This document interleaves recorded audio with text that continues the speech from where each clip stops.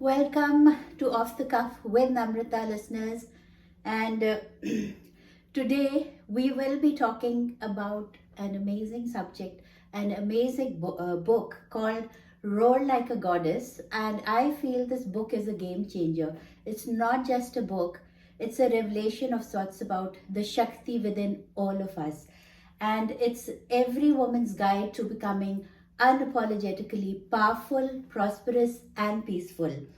And for that, I am so humbled to be sitting uh, in the house of the author, Acharya Shunya ji. Acharya Shunya ji, thank you for having me here in your wonderful home, and thank you for joining me on Off the Cuff. Thank you, Namrita. I am so pleased to be able to have this discussion with you because I feel you are one of those roaring women. Thank you, Shunya ji. And about Shunya ji, I can say she is a truth teller who facilitates authenticity, self remembrance, and divine feminine pathways to awakening within. She is the female head of a 2000-year-old Indian spiritual lineage. Shunyaji reinterprets and recontextualizes ancient teachings for modern times. And she has written two other books, Ayurveda, Lifestyle Wisdom, and Sovereign Self. And they both were best selling books. And even this one is, really, it's a bestseller, I'll say, and is topping the charts. So, Jaima, and welcome again, once again. So, pehle to congratulations. The book is doing so wonderful, and here is the book. I've been reading it. It's, you have to read this carefully because there's a lot of wisdom on every page, I'll say. And the title kind of intrigued me, Roar Like a Goddess, because roar is a word not synonymous with women. From all cultures, I can say. And we've heard, like, roar like a lion or a tiger. And so, can you explain the thought behind the word roar and the book that, you know, you I'll wrote? begin with the goddess, Okay. and the goddess represents our higher self, Hmm. Hamari Atma Shakti. Bilkul. Hmm. And the roar represents our authentic voice. You know how a roar is very definitive sound in the jungle? And a roar need not always be the roar of a threatening, menacing beast. A roar is also a declaration of power, of an unapologetic self acceptance. Like, this is who I am. And interestingly, I begin the book by talking about what is our real voice. Because women's voices are all often placating, Yes. explaining, manipulating, seducting, hiding, silenced. And so it was time to juxtapose the roar and the inner goddess together. And I'm also inspired by Devi Durga, Yes. because when I was reading her stories in her scripture, Devi Mahatmya, then I come across this hunkar, कि देवी जब अपने आप से प्रसन्न होती है तो हुंकार करती है. Oh. And I compare it to the roar of her vahana, the lioness. Wow. Okay. But what motivated you to write this? I know you've written different books, and this is very different from the last two. You know, Namrita, I'm a devotee of Durga, Okay. and the Devi work that I do has been part of my private life. I had never planned to write a book or have these kinds of conversations on the world stage. Okay. I was very much, I'm an Ayurveda teacher, yoga philosophy teacher, and Advaita Vedanta teacher. We've had those discussions for my Yes. former two books. And that's what really I was doing. But last Navratri, which is a, goddess festival, Yes. which probably our readers, our listeners know.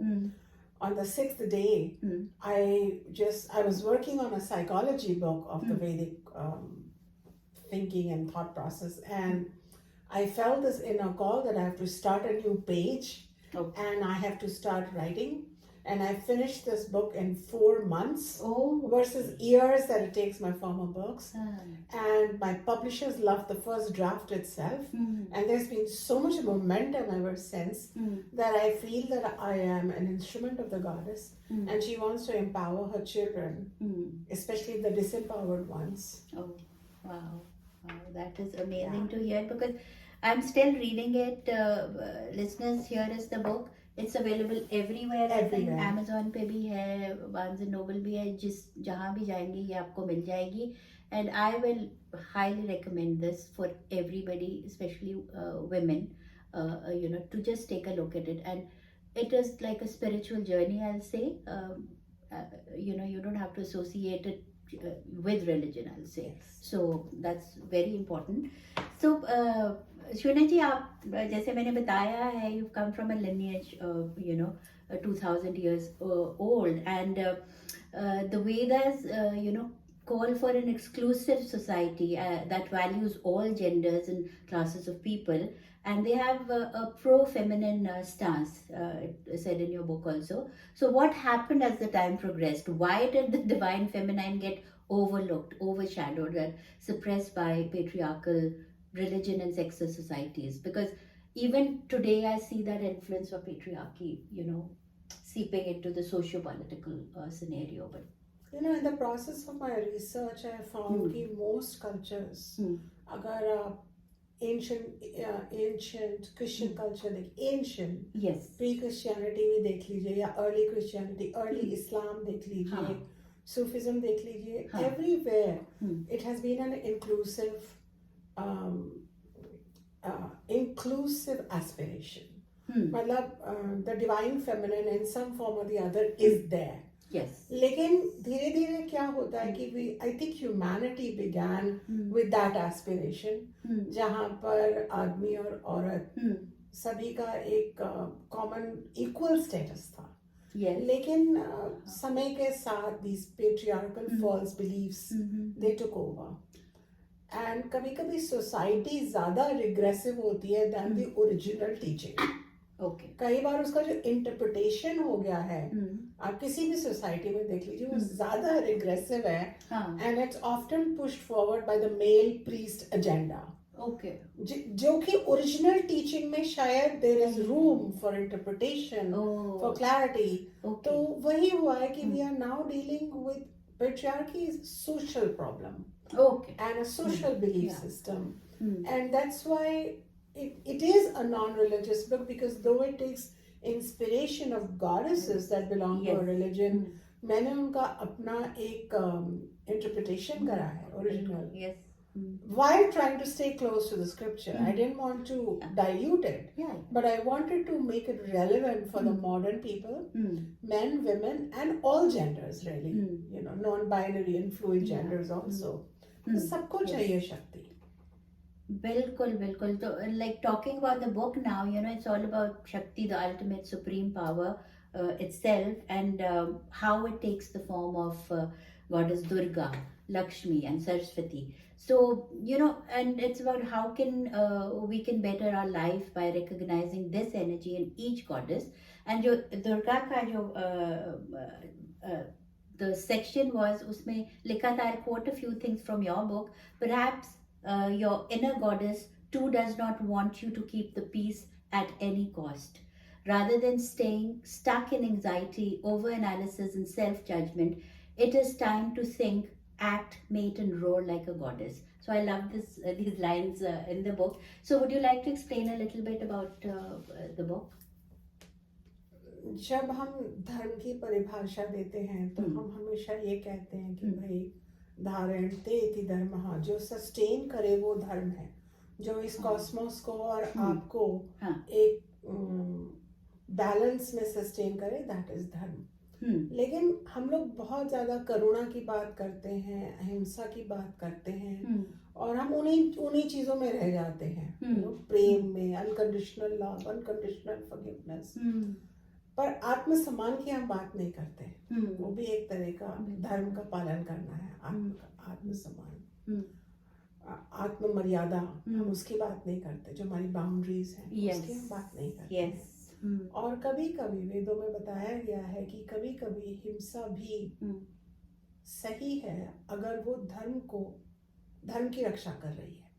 बिल्कुल. अच्छा. जैसे police को कभी कभी हिंसा करनी पड़ती है, आर्मी को करनी पड़ती है, डॉक्टर को कुछ वुंडिंग, कटिंग, ब्लीडिंग करना पड़ता है. वो हिंसात्मक कार्य हैं, परंतु वो धार्मिक हैं. और इसलिए मुझको याद दिलाना पड़ा सबको, पूरी वर्ल्ड में, खासतौर से औरतों को, जिनको घोट घोट के आजकल स्पिरिचुअलिटी के नाम पे ये सिखाया जा रहा है अच्छे बनो, दया से भर जाओ, सबको माफ कर दो। यहाँ तक कि हम लोग अपनी विवेक भूल गए हैं कि कौन हमारी माफी के लायक है और कौन नहीं। ये बेसिक डिसर्नमेंट तो भगवान कृष्ण ने भी सिखाया कि अर्जुन अपना मोह त्याग दो, ये तुम्हारे भाई हैं सामने, उस तरफ तुम्हारे आचार्य खड़े हैं, द्रोणाचार्य तुम्हारे पितामह हैं, परंतु अब तुम्हारा कर्तव्य क्या है, तुम इस बात की इस बात का तुम विवेचन करो। तो वो 5 गांव भी उन्होंने नहीं दिए, तो अब तुमको धर्म का पालन करने के लिए ये युद्ध करना ही होगा।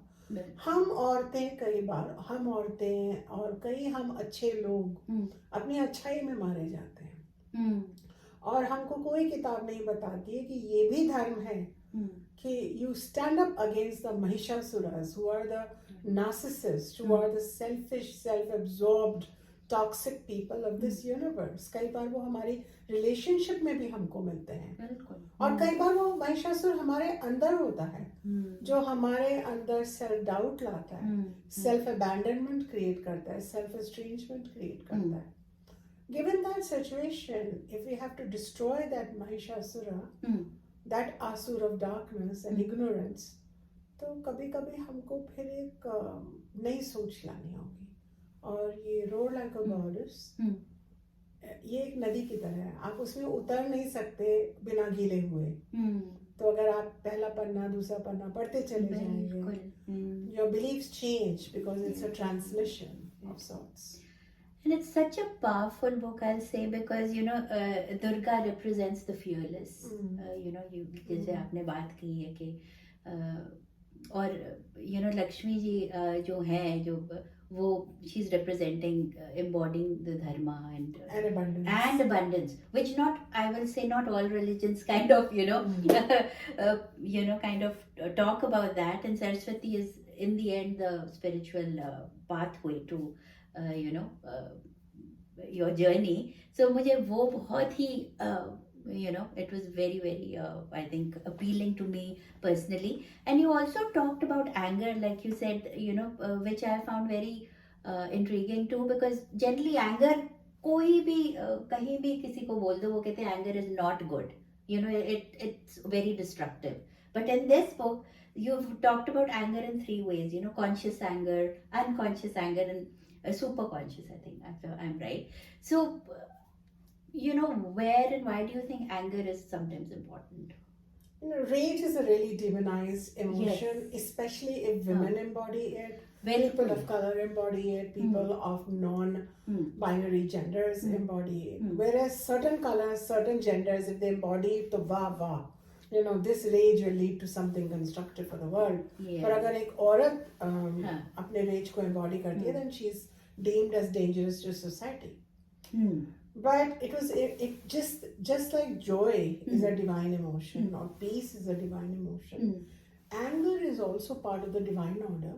और वो आपको कुछ बता रहा है, और अगर आप अपने रेज को सप्रेस कर देंगे, आप कभी भी उसको महसूस नहीं करना चाहेंगे, और आप बिलीव कर लेंगे अपने आप में, और दूसरे को भी समझा देंगे कि मैं तो एंग्री हुई ही नहीं, and you develop this suppressive personality, then this anger, number one, will not inform you of your boundary violations, and you will become you'll become a victim of wrong judgment. जब especially if it's conscious, unconscious anger और conscious anger के बीच में discernment हमको सीखना चाहिए, वही मैंने explain करा है। क्योंकि अगर मैं unconsciously angry हूँ through false entitlements, then I'm going to sit down and try and change my mind, or read a good book, or pray and calm myself. But if it's conscious anger, मैं उसको examine करूँगी, मंथन करूँगी मैं अपने अंदर कि क्यों आया है, क्यों उठा है मेरे अंदर, मुझे क्या चीज एक्सप्रेस करनी है, क्लियर करनी है, मुझे किस अलाइनमेंट में आना है, This anger becomes a pathway to greater consciousness. And super conscious anger वो होता है जब वो क्रोध अब अपनी कोई इच्छा पूर्ति के लिए नहीं है, वो अब पूरे जगत के यू नो वेलबींग के लिए है, लोका समस्ता सुखिनो भवन्तु, उस तरह का जब क्रोध आता है, जब देवी हुंकार भरती हुई आती हैं और वो असुरों का नाश करती हैं, तो वो किसी इरिटेबल फ्रस्ट्रेशन से नहीं कर रही हैं, वो पूरी दुनिया के प्रोटेक्शन के लिए, रक्षा के लिए कर रही हैं. तो उसी तरह से when I wrote this book, I don't think I wrote it for me, because I am leading a pretty privileged life. But I think I'm angry for all the people who don't have an equal stake in the world. And that anger became a conduit to write this book. And now I've begun kind of like a movement of sorts, a roaring movement. Absolutely. For that, I think everybody has to read the book. So and the best part I liked about the book was that there's, questions asked after every chapter. There's contemplations, that what are you feeling, what you should do. So that I really liked, because it kind of resolves your own inner, struggles, I can say. That was really good. And it also said that self-respect is a dharmic obligation. Establishing boundaries is important, and defying stereotypes is also extremely important. So can you explain for women, sometimes when they become very I wouldn't say independent, but just go in and try to find their inner voice, they can be labeled a lot of things, and you've talked about the B word also in the book. So many times people can call them that. So just tell me how and when is it good to establish boundaries?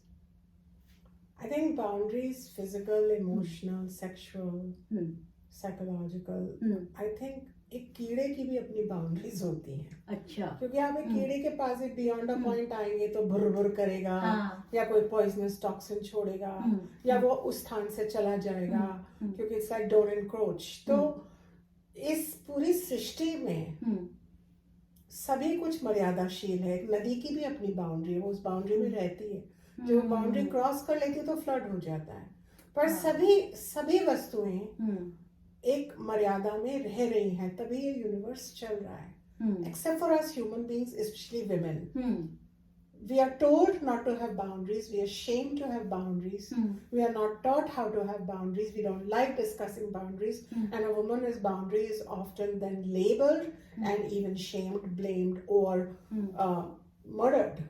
Yes. But in the 21st century, it is important at this difficult time where our bodies are being still owned by patriarchal governments, leaders, structures.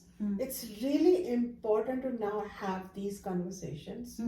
मगर boundary हम क्यों insert करेंगे? हम क्यों करेंगे? तभी करेंगे जब हमें सेल्फ रिस्पेक्ट होगी.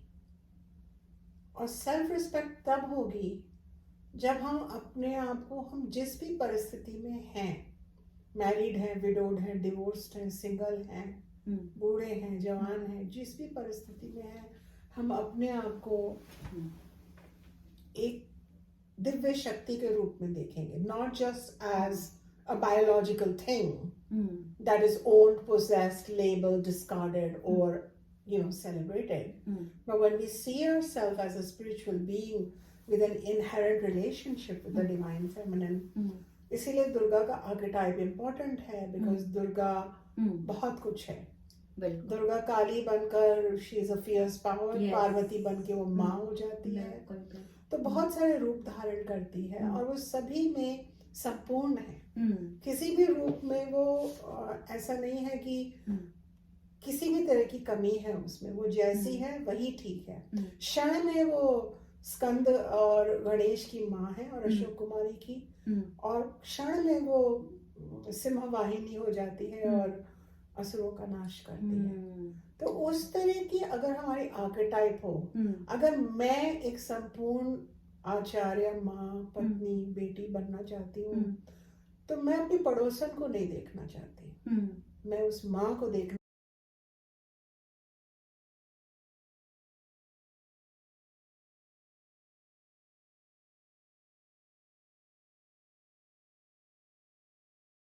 Shosha is a creative Indian restaurant located in the heart of Silicon Valley. Shosha is a woman-owned business that serves traditional Indian flavors assimilated with molecular gastronomy techniques. The best Indian bar with happy hours in the Bay Area serves handcrafted drinks inspired by flavors from India with modern craft cocktails that are presented in unique ways. Shosha is a modern take on traditional Indian cuisine. We specialize in corporate luncheon, anniversary celebrations, birthday parties, and catering. Do check us out for a memorable modern Indian dining experience. Shosha is located at 141 South Murphy Avenue in Sunnyvale, California.